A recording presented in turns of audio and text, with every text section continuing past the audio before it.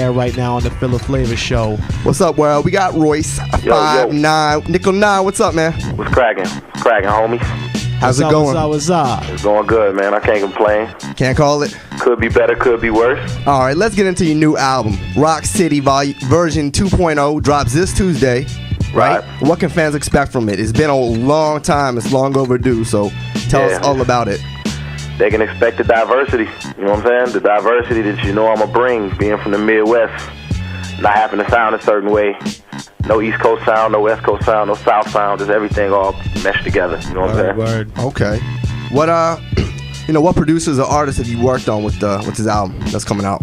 I got the Clips on the album. I got A. Marie on the album. I got Twist on the album. I got my crew from Detroit, The Elite. I work with Carlos Brody, the Trackmasters, Neptunes, Alchemist, DJ Premier, just to name a few. My man Reef. Okay. How'd you get down with Game Records? With Game? Yeah, because you've been with them throughout the whole trials and tribulations of the label switches. So. Yeah, pretty much. I actually hooked up with Game like way back in the day, like the Eminem days. Mm-hmm. Eminem did when we did that independent vinyl, the Scary Movies. Yeah. I just kept running with them because they start putting singles out on me. You know what I'm saying? So I just stayed with the same formula. Okay. You want to speak about anything about you from Tommy Boy to Columbia to now Koch? I know a lot of people been waiting for the album for the past 3-4 years. Yeah. 3 years. So let me just clarify the whole Koch situation. Okay. Like I'm still on Columbia. Like I'm not off of Columbia. Mm-hmm. See, what happened was when the album got bootlegged real bad and it got leaked to the internet, we was kind of unsure on what we was gonna do, myself and Columbia. So Koch kind of stepped up to the plate, being a smaller company, willing to take the chance, and they was like, "Yo, we'll put the album out." So they gonna put it out, and after it sells a certain amount of copies, Columbia's gonna pick it back up. So it's like I got 2 record deals.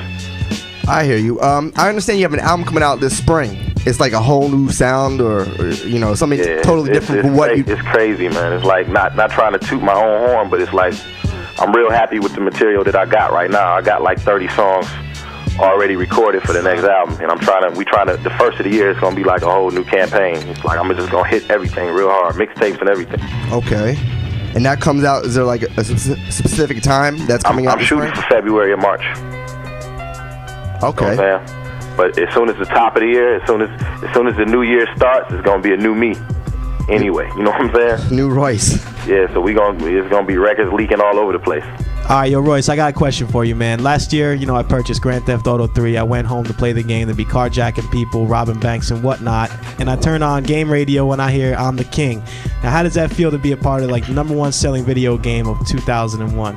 It feels good, man. I wish I could have been on Vice City, man. Vice City is so much more violent. Yeah, it is. It's dope. I want to be on that one. They got too much old school rap on there. They need new blood. There you go.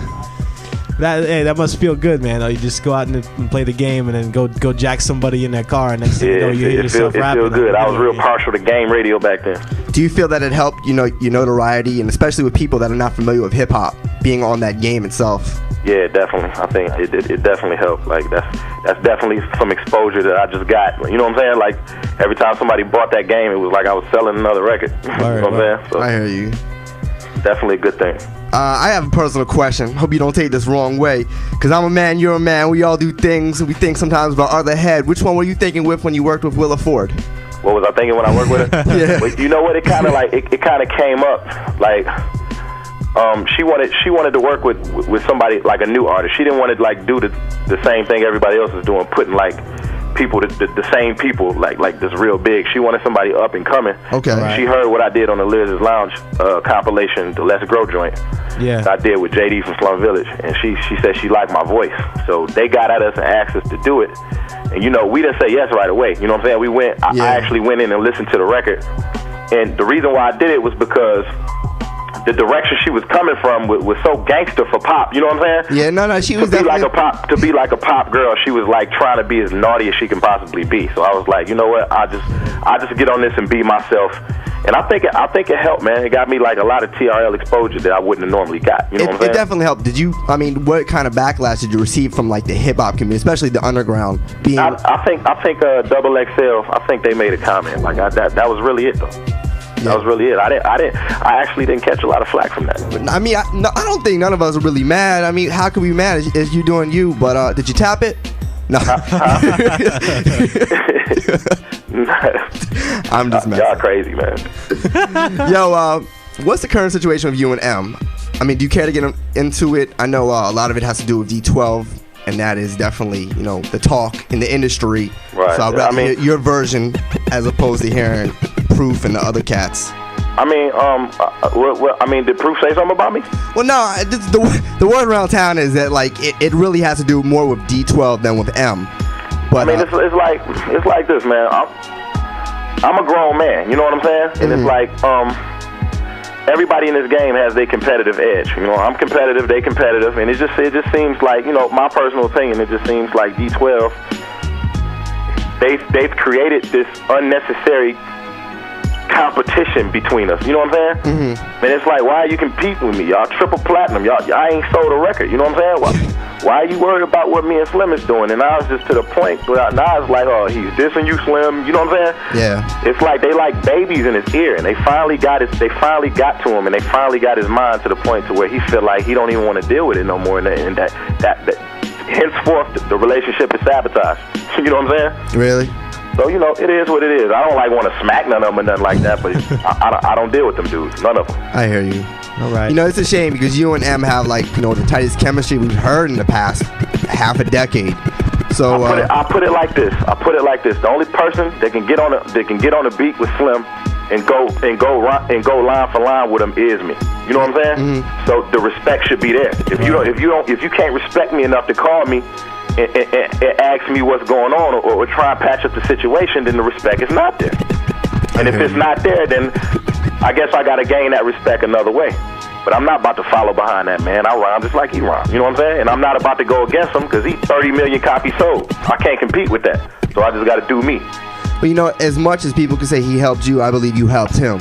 I feel like that too. I feel like that too, but I can't tell him that because it's to the point now. If I said something like that to him, he'll look at it like a slap in the face. Yeah. You know what I'm saying? So that tells me I just gotta get my weight up. That's all. Do you think there's any chance of this, relationship being ironed out? Or? I think so, but I don't think it's gonna happen right now. There's too much going on in rap. You know what I'm saying? Yeah. The whole rap game is at war right now. You know what I'm saying? So it's like anything that comes at Slim, he gonna take it like people taking shots at him. He going through a lot right now. He got a lot of people to support. I'm gonna let him breathe. He got the current beef with Ray Benzino. I don't know if you heard his replies. Yeah, he got a few artists to coach. So that's like a 24-hour job. So I'm gonna just let him live. All right. Another question that we're all dying to know is, what the hell happened to you being on the Chronic 2001 album?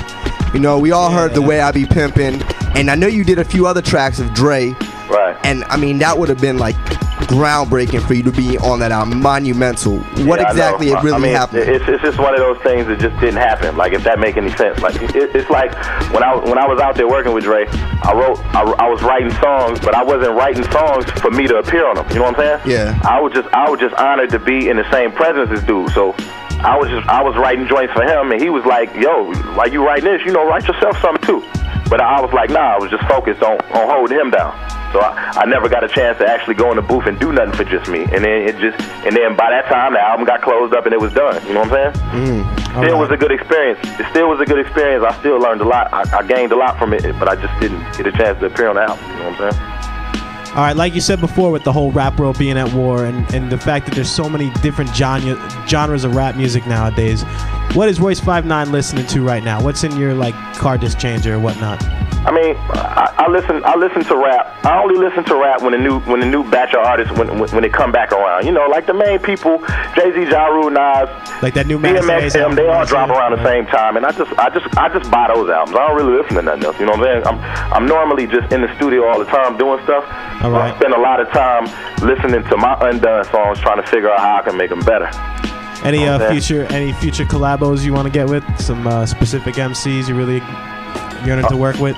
You know what? I like a lot of MCs. I think a lot of them are dope. I don't really have my mind on one in particular. Yeah. But the door is open. Okay. The door is open, especially since everybody beefing. I want somebody to take a shot at me. I want to get involved in that because that's what rap is all about. You know what I'm saying? Uh-huh. As long as everybody keep it safe and don't nobody hurt nobody, That's rap.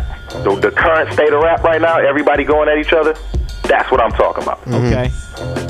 Royce, we usually do this with our guests. We're going to list a few rappers, man. 1 or 2 words. Just tell me how you feel about them. If you don't, just say no comment. You know, but we all like to get inside your head and, you know what you're thinking. So I'm going to name a few.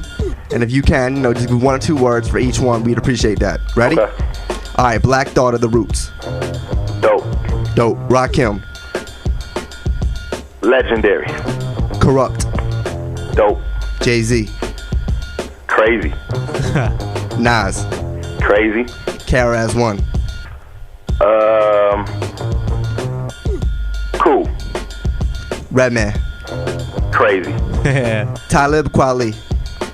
Dope. Pharoah Monch. Dope. Guru. Legendary. Obi Trice. No, I'm just Obi is dope, man. Obi's doing it. Yeah, I like Obi. Obi, how about 50?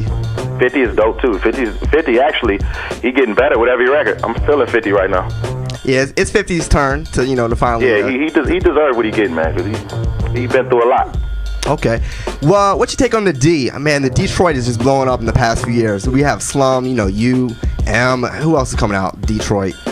A lot. You got E-Dub, got myself, my crew, The Elite, who y'all gonna be hearing from soon. Okay. Why don't you speak on, you know, the hip hop there in Detroit and what people can expect, and, you know, who's making noise, but maybe some of us are not hearing it due to, you know, living across the country or down south or whatnot. I mean, it's basically the people that y'all just named. You know what I'm saying? Like, especially since the industry is turning into a business as to where you can't even hardly really get in unless somebody pulls you in. You know what I'm saying? So really, it's like, it's a lot of people. Like, it's a group called The Omen. It's a group called The Dreadnoughts. It's a group called you know, Swifty from D12 got a group called Raw Collection. Mm-hmm. You know what I'm saying? Like, it's a lot of people doing their thing, but I think it's more of a affiliate type thing now. You know what I'm saying? Okay. They just need to be pulled in, but they definitely making noise in the city, but they just need somebody to bring them to that next level. You know what I'm saying? I hear you. All right, let's recap. You have a new album coming out this Tuesday, Rock City version 2.0. Right. You're on the Game compilation that's out now in stores, right? Uh-huh. Okay. You have an album coming out in spring. You want to touch on that? Like, let people know, because I know it's gonna be a lot of hungry producers and maybe some unknown cats. Right. That's really all I'm working with right now. Okay. And I'm not even shooting it to do no. I'm not even looking to work with big name producers for this album. Mm-hmm. This album explains everything that I've been through as far as my relationship with Slim, the way we parting ways. It's called Dead or Alive. Okay. You know what I'm saying? And it's basically like, I'm on my own now. You know what I'm saying? Like, I'm doing me, and like the way that my sound's straight, the way that it's straight and got a little more radio than people wanted it to be. Well, it's back. Like, the whole album is just gonna be 30. Okay. What's your favorite track off your new album, version 2.0? Besides maybe Boom, because that's everyone's loving Boom. I mean, that's a classic. Boom, I like Boom. I like all of them for different reasons. See, my favorite one would have to be Life with Emery. Yeah, only because of the concept. It's well, you know what? I can appreciate. It's my favorite song. I appreciate that too, because the way, you know, you crafted it. And Emery, I mean, I'm sure you did that when you're starting out your album on Columbia. Right. Yeah. So that's how that hooked up. But it definitely captures the album's, you know, diversity. Yeah. You have Twist on there, and then you have 2 Primo joints, right? My Friend, and Boom. Yeah. So what's it like to work with Primo? It's dope, man, because Primo's like, to have accomplished so much, man. He's real. You know what I'm saying? Mm-hmm. It's dope. It's not like 2 people, two artists in the studio that feel like they just there to do a job. You know what I'm saying? It's like, he's my man. Like, the personal relationship is there. So it's really like you chilling in the studio with one of your dogs and y'all just happen to be working. Okay. You coming on like any tours anytime soon after the album drops, or? Right now we don't have a tour schedule, but we got like a lot of spot dates. Okay. And as soon as the album comes out, you know, like, we gonna look at all the tours that's going on and see if we can hop on any of them. But I'm definitely trying to do one. Okay. Yo, did you peep 8 Mile? Did I see the movie? Yeah. Nah, I didn't get a chance to. Nothing personal. No. I really been too busy to go see it. I seen a bootleg last night, a bootleg DVD, but I didn't buy it out of respect. Well, I'm gonna go buy a ticket and see it. Well, let me ask you a question, because it's really about the battle scenes. Do you think they kind of were accurate in a sense of what really went on? I mean, my manager went and seen the movie. He said it was pretty accurate. Okay. So I mean, I value his opinion. So, I mean, because I came up in that exact scene, that movie did y'all see it? Yeah, we saw it. Okay, I was one of those people. That exact time in his life, I was in that scene, rhyming, battling and stuff. So, right. Okay. And my manager was right there with me, and he was like, "It's pretty accurate." So, you know, I'm sure it is. No, it's good, because you cleared up a lot, because, you know, we don't really know the credibility of that, being that we weren't in it, like that area or even in that time. So it was way better back then than it is now, man. Oh, word? Yeah, we like this generation of me, Slim, Proof, and all them. Like, that's when it was really serious in Detroit. Now it's not as serious, even though they still do it, but it's not, you know. Yeah. Okay. Well, Royce, I want to thank you for your time. I encourage all the listeners out there to pick up Rock City. Comes out this Tuesday. This Tuesday. Go cop 5 copies. 6 copies. Cop the game recording compilation. That's out now in stores. Get both Vice Cities, even though Royce is not on. Both Grand Thefts, even though Royce is not on Vice City. Yeah, but only play the one that I'm on. Word. And be on the lookout for this new album coming this spring. It's gonna be crazy. The Dead or Alive album is gonna change the face of music. Definitely. Well, we're all gonna be, anticipating it. Thanks for your time and support. For everyone. Sure, man. Thanks for having me. No problem, Hey, man. Have a happy Thanksgiving, dog. All right, y'all. 100. Peace.